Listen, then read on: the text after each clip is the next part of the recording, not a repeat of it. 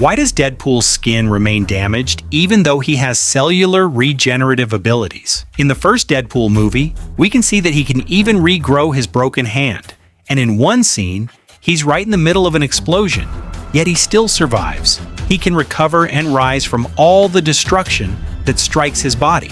But why does his skin remain so damaged? The answer lies in the process of how he acquired his powers. The movie explains that he could only use his regenerative abilities after he gained his powers.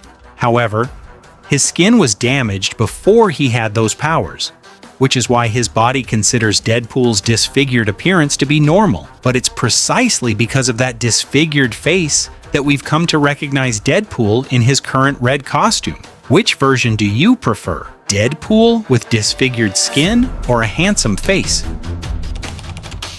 There's one interesting detail that might prove that Deadpool is actually quite cruel. In the opening scene of Deadpool, he dances to the song Bay Bay Bay. In that scene, he beats up the TVA agents while playing with Wolverine's skeleton. In X-Men 2, X-Men United, Logan was shown to really hate this song. So many fans speculate that the reason he's dancing to Bay Bay Bay is to torment Wolverine even after he's dead. What do you think? Is Deadpool really that cruel to Wolverine?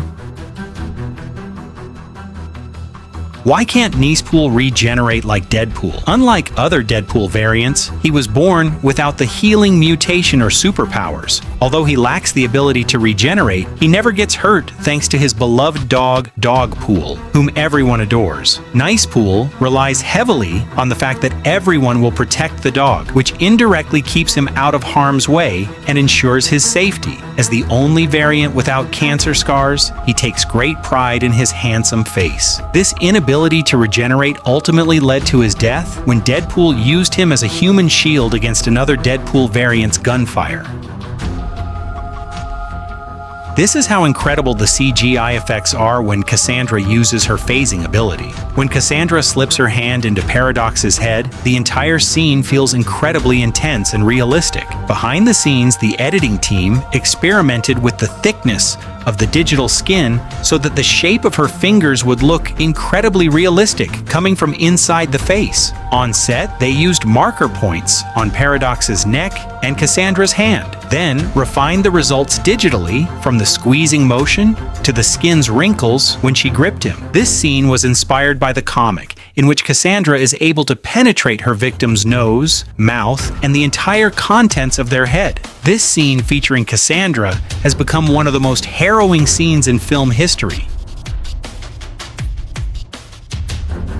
When Wade Wilson needed an alias to track down Francis, the man who might be able to heal his permanent injuries, he saw a name written on a death notice, and he adopted that name as his new one. He then made his costume using white stitching because without it, people would be terrified to see him. The problem was that when he fought, blood would stain his clothes very clearly. However, when he washed his clothes, an old woman told him to use baking soda or lemon to remove the stains, or to just use red fabric so they'd be less noticeable. After hearing the old woman's advice, he began making his costume out of red fabric, the one we still recognize today as being so closely associated with him.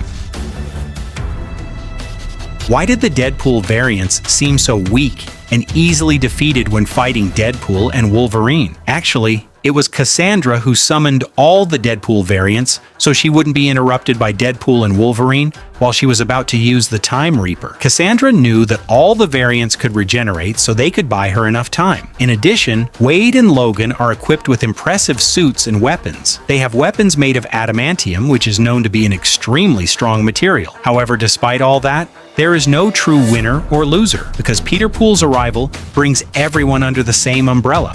Why can Deadpool speak directly to the audience, but other superheroes can't? The answer might be sadder than you think. What Deadpool does is called breaking the fourth wall. It refers to a character speaking directly to the audience or being aware that they're being watched. So he's a victim of the brutal Weapon X experiment. The constant instability of his brain cells during the experiment caused mental damage, hallucinations, and severe psychosis. And in the comics, this awareness is exacerbated when a villain named Psycho Man attempts to brainwash him. The attempt fails and instead shatters the barrier between his mind and reality, making Deadpool fully aware that his entire life, his suffering, and the deaths of his friends are orchestrated by the writers and enjoyed by the readers.